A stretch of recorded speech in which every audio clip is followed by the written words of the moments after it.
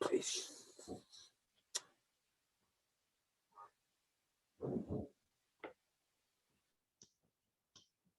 Louis, you're live.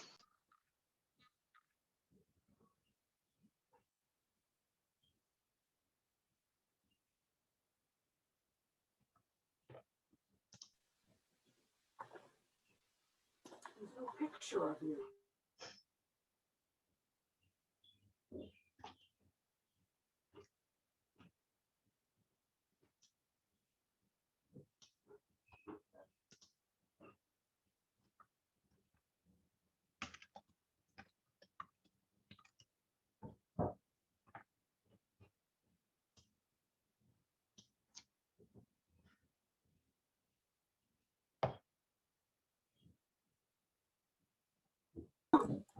All right.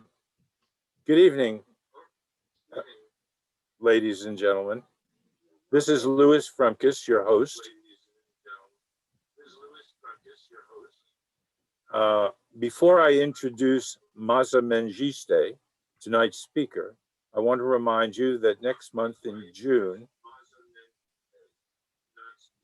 our guest will be Barbara Taylor Bradford. And during Maaza's talk, I hope you will think of some questions.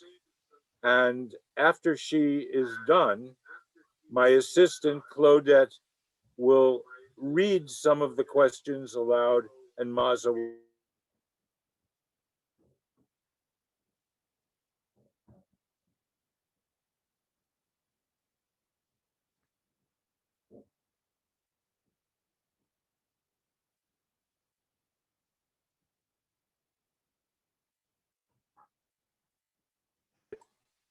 Maaza Mengiste was born in Ethiopia and spent the rest of her childhood in Nigeria, Kenya,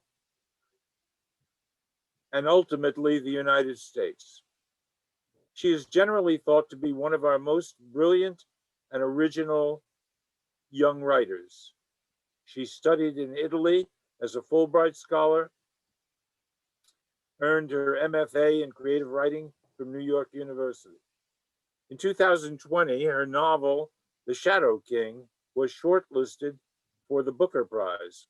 And in 2021, she won an Edgar Prize for short story. It gives me great pleasure to introduce you to Maaza Mengiste tonight, and I hope you enjoy the presentation. Maaza, you're on. Thank you so much, Louis. Thank you. It's really such a pleasure to be here. I remember coming to these lectures at Hunter when I was a student, and also while I was working on this book. So it really is wonderful to be speaking to all of you today. I want to talk to you about my journey as a writer, my writing process throughout this book. But I think that process really begins with my first book, Beneath the Lion's Gaze.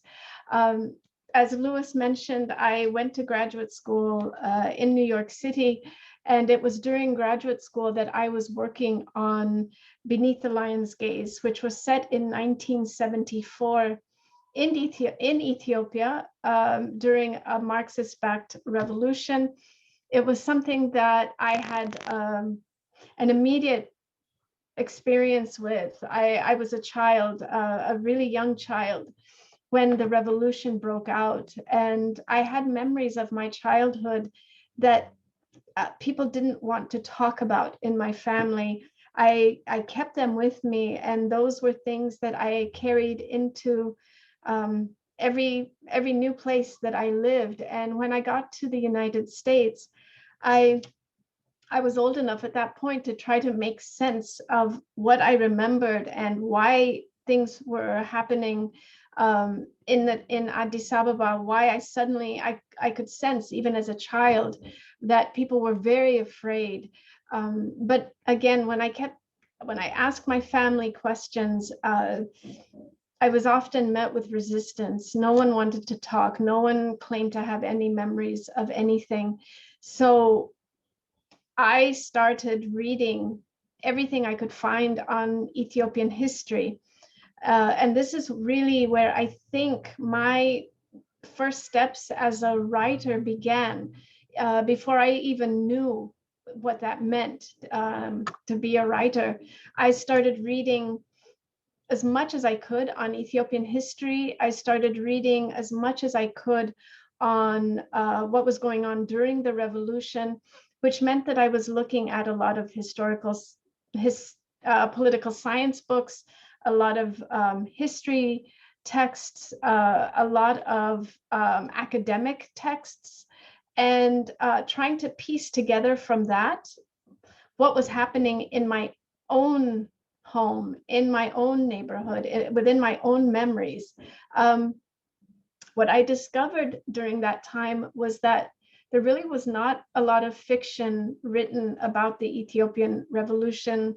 People in the United States didn't really know about it. There wasn't anyone I could ask questions of who could answer me about what it meant for a family on a very personal level, outside of what economists might say or outside of what political scientists might say.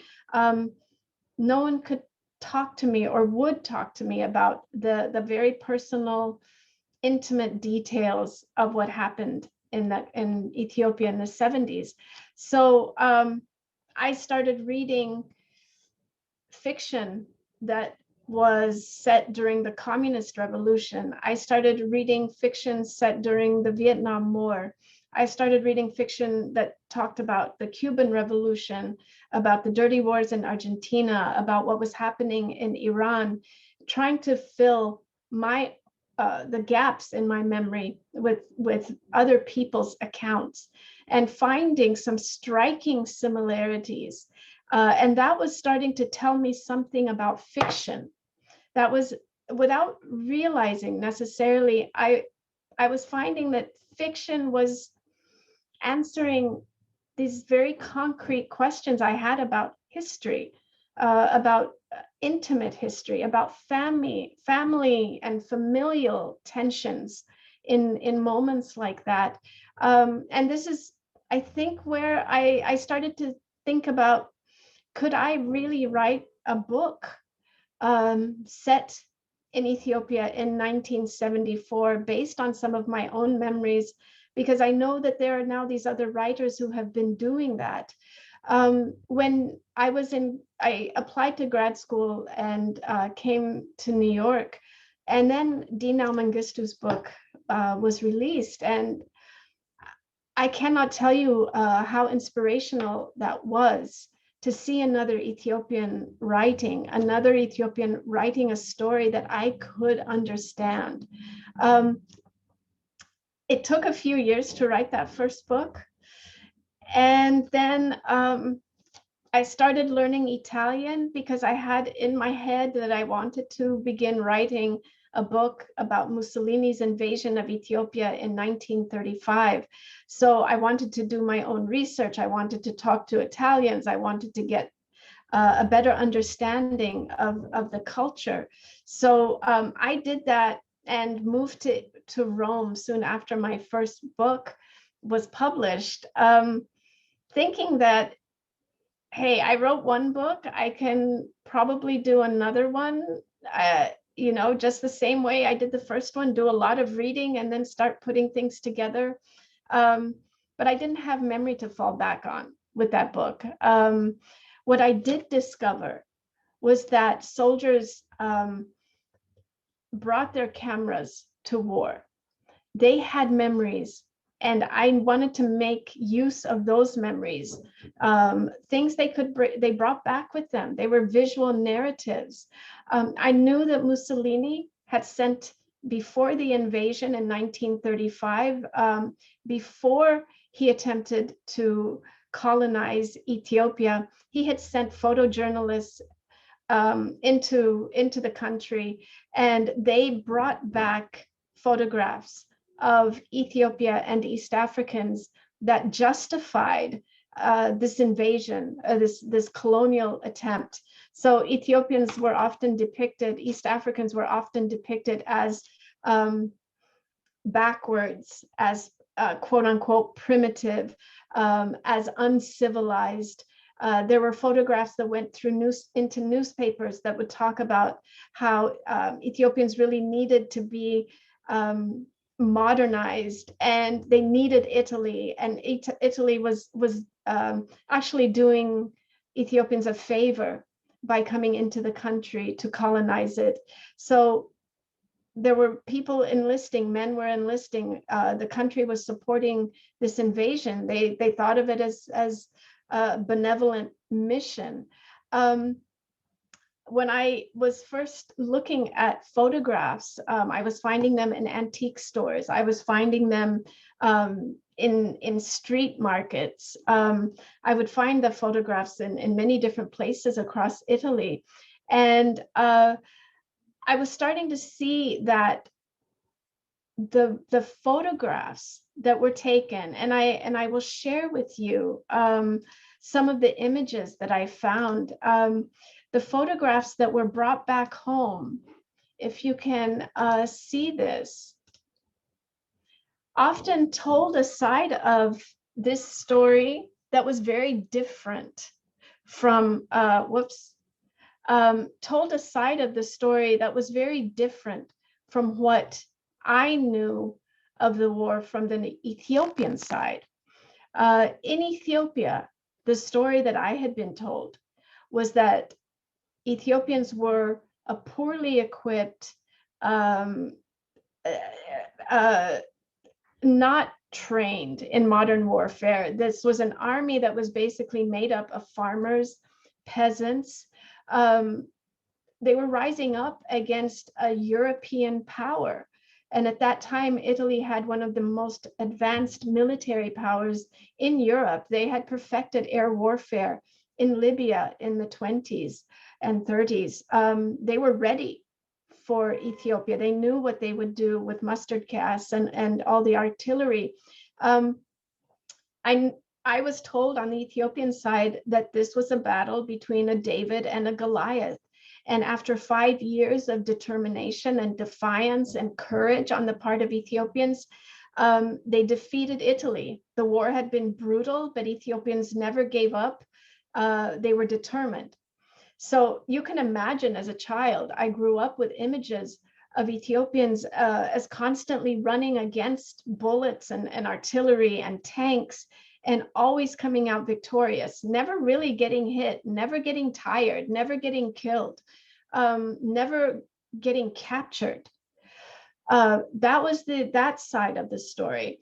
The photographs I was finding of taken by Italians, the photographs that they took home with them to show their family what war was similar to what you're seeing right now. Here's a table, there's a guitar, there are drinks, wine on the table. Everyone is just jovial. No one was really enacting war. Italians cared too much about food.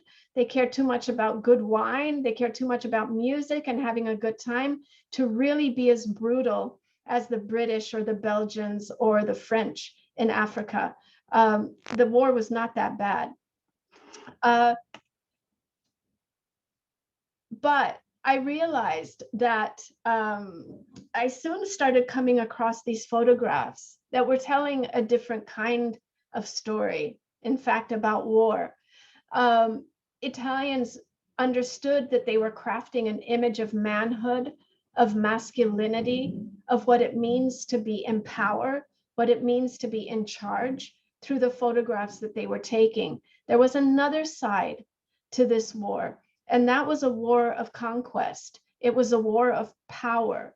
Mussolini wanted to prove to Italy that Ethiopia could be easily conquered, not because Ethiopia was just weak, but because Italy was so strong. Mussolini wanted to create an image of Italy that was an Italy that was part of this European power, not a Mediterranean country full of good moments and good wine and good singing. They could compete with Germany. They could compete with France. They could compete with Britain in terms of military might and how they fought militarily. It wasn't until I saw this image, however, that it really struck me what the photographs that soldiers were taking really meant when they brought them back home and when they looked at them. This image for me is one that I have come back to again and again and again. My novel, The Shadow King, was in some sense shaped by this photograph. I've wondered who this East African man is here. He's either Ethiopian or Eritrean. He has his hand over his chest. He's not wearing a t-shirt. He's not wearing a shirt. And it's not because Ethiopians didn't have shirts. I'm not sure what's happening. His clothes are torn. The man standing next to him, it looks almost completely the opposite. He has a hat on his head, so he's not squinting against the sun. He's fully clothed. He's not crossing his arms as if he might be scared or he might be hurt or he might be wary of something. Both his hands are down. He has shoes on. His clothes are not torn. There's a difference that we are supposed to notice between this Italian and how he stands and how he presents himself, and this East African man who is in ragged clothes, who is barefoot. Everyone was barefoot at that time, but he's barefoot. He doesn't have a shirt on. He's covering his chest, maybe. He looks uncomfortable. The man next to him looks comfortable. And then you'll see the shadow of this photographer. And that let me know right there that this photographer is aware of his own presence in this image. He is aware of the power that he has, that he asserts through his camera. I see this photograph as a self-portrait. It's a self-portrait of the photographer. It's a self-portrait of an Italian. It's a self-portrait of the way Italy wanted to imagine itself in Africa, in East Africa, and the way that it wants to imagine itself in relation to the man standing next to this one, next to that East African. This, for me, was the image that changed everything and really led me to working much more closely with photographs and continuing to travel across Italy, trying to gather as many as I could find in order to help me see a different side of this war, and also maybe recognize something that Italians never intended. And it was during this time that I came across this image of a woman in her uniform with her pistol, her rifle, a horse. And I understood at that moment some of the rumors I had heard but had never really confirmed. I wasn't quite sure about, but it made me realize, my God, there were women who fought in this war. And I think I'm looking at one right now. I know that this is a photograph that was posed as this one here. But it doesn't mean that it did not exist. She did fight. I was able to trace her name and find out where she enlisted. She's wearing shoes, and shoes are not very common. So this was for the image. This was for the photograph. But most women and men who fought often fought barefoot, and they may not have had uniforms. Sometimes women were in their dresses until they were able to get uniforms. These are the photographs that really, for me, told a side of history that I had not known before I was researching. In starting to look for the stories of women in war, it opened up for me the ways that we often speak of war in masculine terms. We think of war as the territory of men. We don't imagine what happens when women enter the fray. when women enter the conflict. And women have been in those conflicts in liberation movements and in anti-fascist movements for millennia. It has been, women have been in those, and they have been central, not just side actors. And but we only speak, or often speak, of men. I wondered what would happen if in my novel I started to bring women closer and closer to the front lines. How would that change the way that I envisioned this war? How would that change the way that my characters, the male characters, began to see themselves in war? I've often thought about this saying, and I don't know where I heard it, but war will make a man out of you. We often believe that it's boys enlist. They're young men, they're boys relatively when they enlist in the military, and they go to war and they come back as men because war hardens them. What happens when you're fighting next to a woman? If war makes a man out of you, what happens to your sense of who you are when you have a woman there? What happens to your sense of who you are when you are shooting across the battle lines and you realize that you're actually also shooting at women? What does that do to someone's sense of manhood, fairness, justice? All of those questions were raised for me. And of course, one of the things I also had to think about, which was the very real reality of this, is if a woman is a soldier on the battlefield, who is she when that battle is done and she goes back to the camp? Who does the cooking? Who collects the water? Who does all those traditional things that women have always done in war? At what point does she become a woman again, as opposed to a soldier? And what happens with all of the dynamics of men and women together in intimate spaces? What happens to her sense of who she is, but also the male soldier's sense of who he is in relation to her? I have in my novel a young girl named Hirut, who is a servant in a family of a noble man and his wife.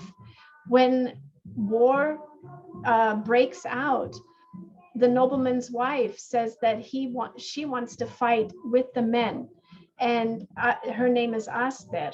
She brings Hirut with her, and they decide to start training other women, training themselves. They're going to be soldiers in this. But Aster's husband still sees Aster as his wife, and he sees Hirut as a girl in a lower social standing as him.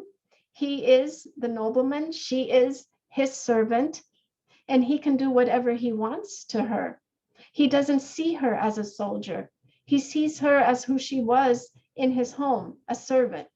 She is there to serve him and serve every need.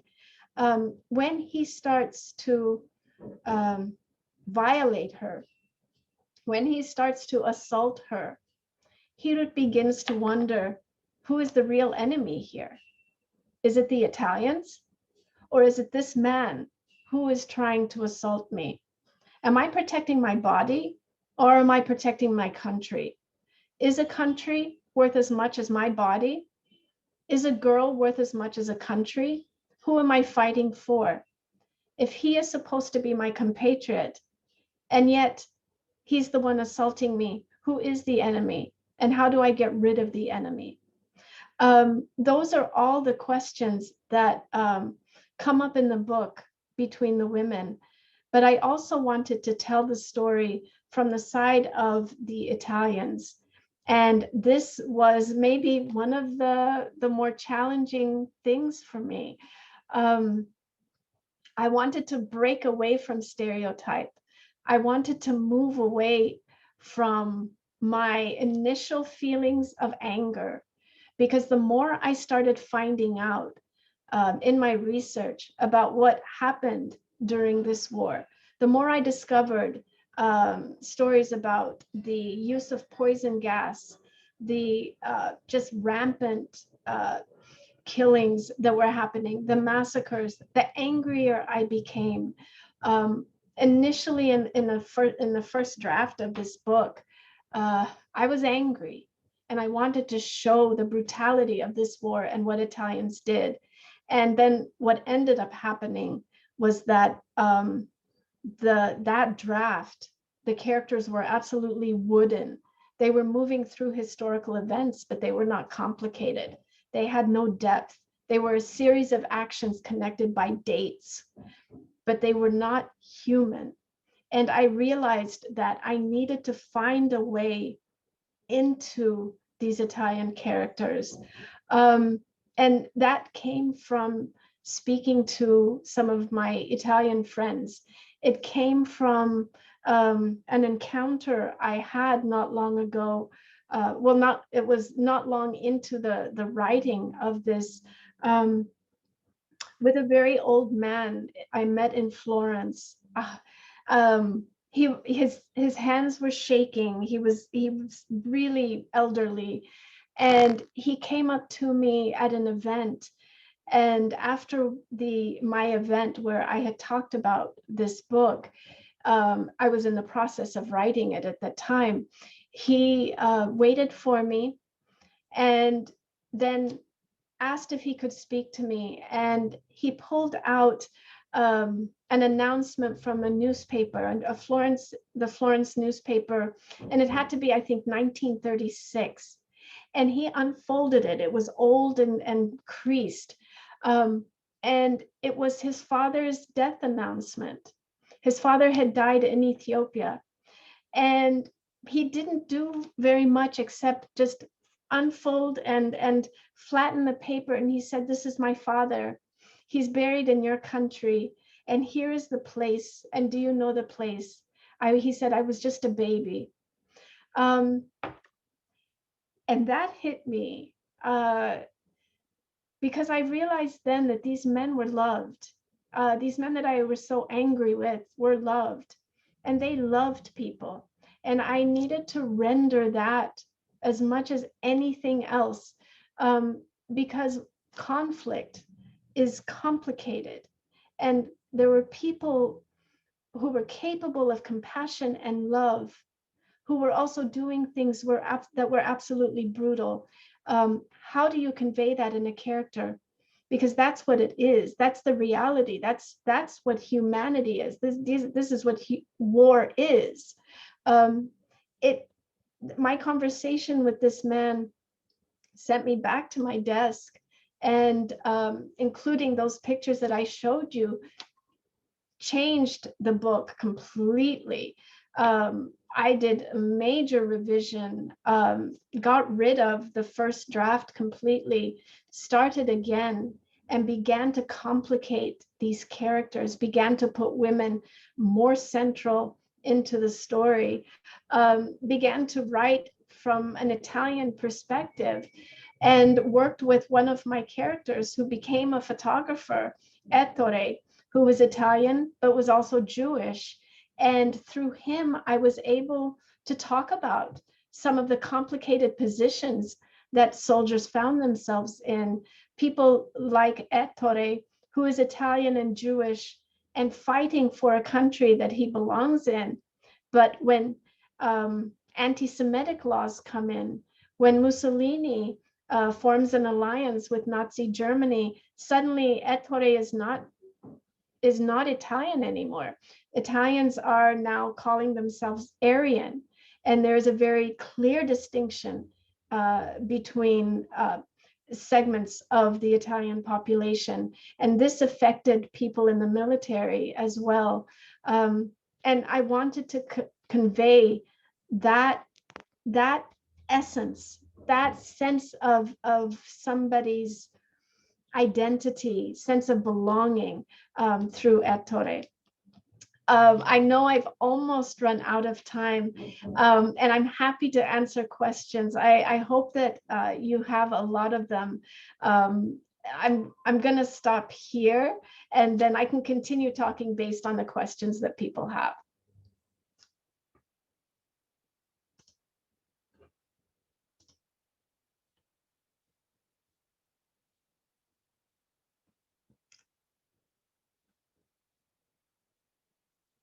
And if, yeah,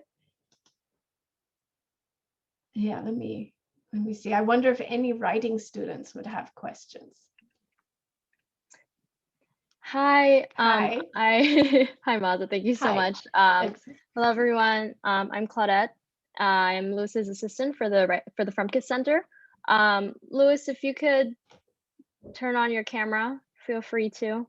And audience members, thank you so much for coming. Please feel free to leave questions in the Q&A box below. And don't forget to unmute yourself as well, Lewis. And don't forget to mute.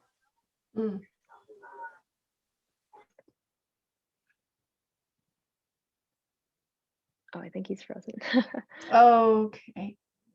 I have a question. Sure. It's kind of switching gears from the topics of your writing, or just your specific books. Mm-hmm. Since the pandemic began, how has that affected how you come up with stories, how you function as a writer? That's a good question. That's a really good question, Claudette, because I think when we first went into lockdown, I was like everyone else. I couldn't focus on anything. It was really hard to write. I had deadlines, but I couldn't concentrate. I was watching the news, trying to figure out what's happening, what's going on, just like everyone else. And then I started realizing that if I can't write, maybe I can read. And I would start taking breaks away from the news, away from the computer, and with a book, and just shut it all down and start to read. I knew that there were projects that I had, and if I couldn't write, maybe I could do some research and start taking notes and doing that stuff. And that was how I was able to do a lot. I think the reading is part of writing. That's the thing that we don't feel like it. We don't feel like it's work.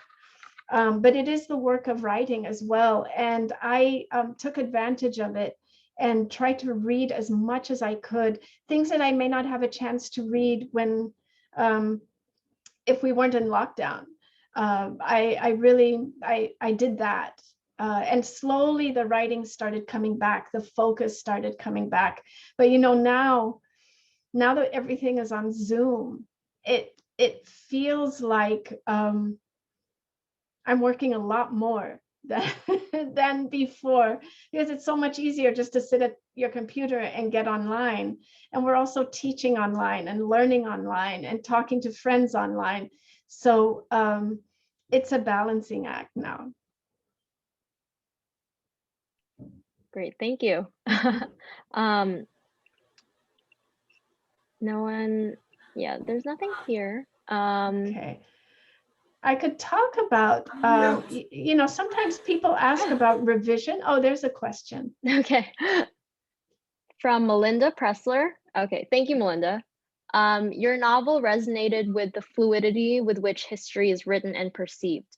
The varied and complicated views of your characters made me consider that history is not a compilation of facts, but the basis for interpreting events and their impacts. Thank you. Oh, that's so sweet. Oh, that's cute. That's yeah.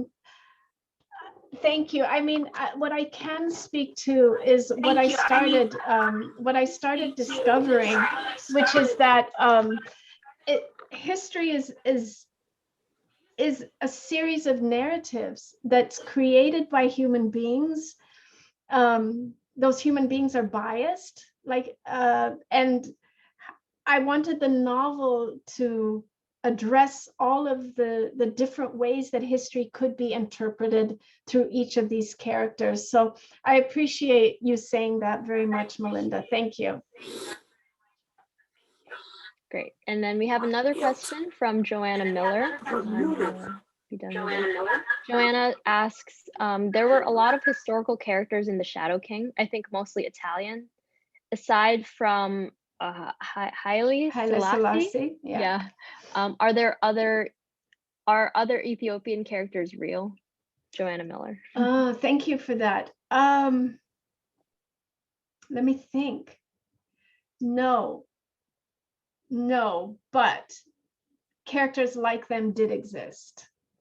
So they weren't exactly the same people, but they were inspired by people who actually existed. But I will say there is a character, but everybody else is made up. Yeah, maybe I don't want to give too much away if people haven't read it, but yeah, well, that's a good question. Louis, would you like to say something? You're just muted, so you can unmute yourself. Okay. All right. And okay, so those are the two questions. Louis, can you hear me? Yeah, he's coming in and out. Okay. Thank you so much, audience, for dealing with these technological issues. Yeah. And I think we can wait 5 more minutes, but otherwise, yeah, he's Okay. coming in and out. Okay. Yeah, that's Yeah.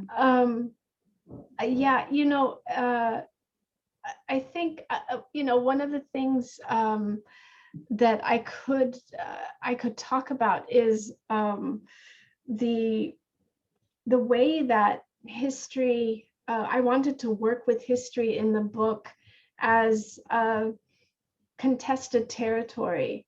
I wanted each character to work towards creating their own history, but I wanted another voice to come in periodically to say, this is how they want to be remembered, but that's not the way that it actually happened.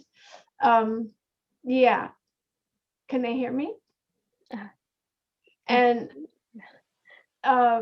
this is partly the way that this is one of the reasons that I incorporated the chorus into the book, which is often a question that a lot of people ask me. That makes sense, actually. Louis, are you back? Oh no. I know.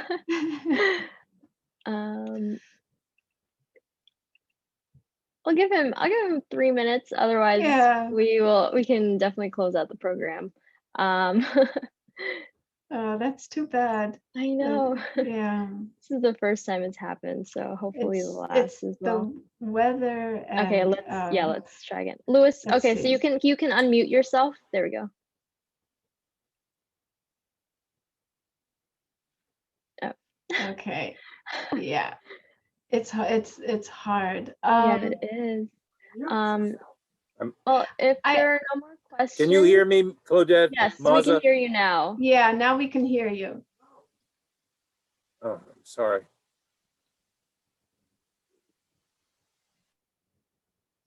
It's too bad. Louis, why don't you try stopping your video but sharing your audio? I It's wanted probably- to interrupt to thank Maaza for the wonderful talk, but I'm having a difficulty understanding. And I know you're in the middle of a question now. Is that correct? There's a question that just came up, and I'm happy to answer that. Yeah, so Joanna Miller's second question is, did the women warriors have as much importance as depicted in the book? And she says that you write beautifully. Oh, thank you so much, Joanna. Yes, they did. But I will tell you that I made that discovery was something that happened along the way. When I discovered that there were 1 or 2 or 3 women who had fought in the war or had enlisted in the war, I thought as a novelist, I could possibly make 10, I could make 25, and maybe I could make 50 in a certain region.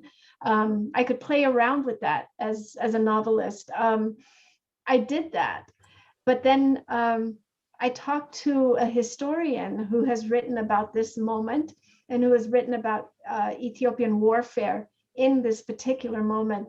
And I happened to ask her about the women, and I said, how many were there? Maybe 100, maybe 200? And she said, are you kidding? They were everywhere. There were thousands of women. So there were many more than I think even I depicted in the book. And that's kind of cool to know. Definitely. I think Lewis's It's just not I working. apologize so much. But yeah, I think we can go ahead. Oh, we just got 2 more questions. Okay. Okay. From Terry Siddell, how did you manage to so completely inhabit these different characters in their variety? In a way, it was like reading what Anna Devere Smith does in performance. I spent the last year reading The Shadow King. It was the most beautiful, horrifying, and inspiring read. Oh, thank you so much. Thank you, Terry. I spent a lot of time with these characters, rewriting scenes, writing those scenes from different perspectives, coming back to that same moment after I had gone over, after I had done a few more scenes, so that I had a sense of that character. I would then come back and rewrite that moment. It took a lot of rewriting, a lot of asking myself questions about why am I rendering them this way? Am I protecting myself? Am I protecting them? If war is really brutal, am I not moving into territory that really I need to go to in order to render this as honestly as possible? So it happened in increments of me always asking of myself, did you do it? Have you moved as far as you can go into this character? And if you haven't, why not? And why not keep going? So it's just the work of revision and time. It took a lot of time just sitting and thinking. So I really appreciate that question. Thank you, Terry. Thank you. The next question is from Rashri Shamsundar. You mentioned the conversations and pictures changed your narrative and you got rid of the first draft to start again. What was that process like for you? How was it more helpful to start all over? Well, the process, throwing away that first draft was, I don't know if I could do it again, but I did it then, and it was terrifying and paralyzing at first. But it was because I disliked that draft so much that I could not see another way out. I couldn't see a cut and paste process that would give me enough freedom to revision everything that I had done. The only way to do it was to start again. Otherwise, I would be tempted to save and move over certain chunks, certain scenes, certain chapters. And I thought, I was really afraid that I would be left in the same place by the end of that draft as I was with this one.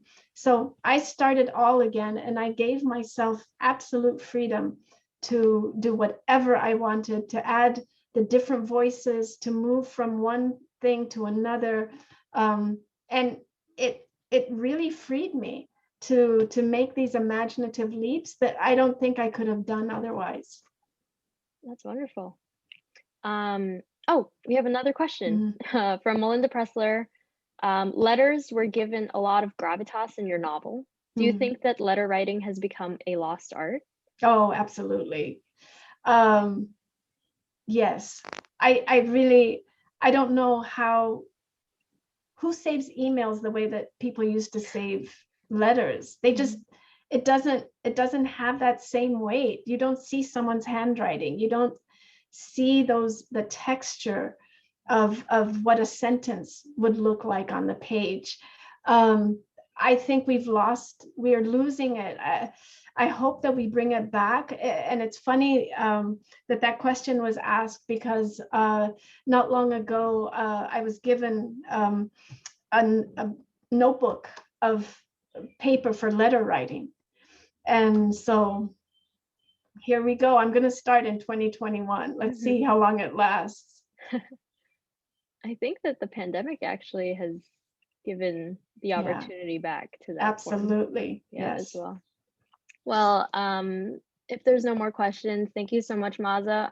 Thank you. I'm going to close out the program on Lewis's behalf in case that his connectivity just acts up again. Thank you so much, everyone, for joining us. And please feel free to RSVP to our upcoming event featuring best-selling author Barbara Taylor Bradford on Wednesday, June 16th. Thank you so much, everybody. Have a good night. Thank you Take so care. much. Thank you. Bye. Bye-bye.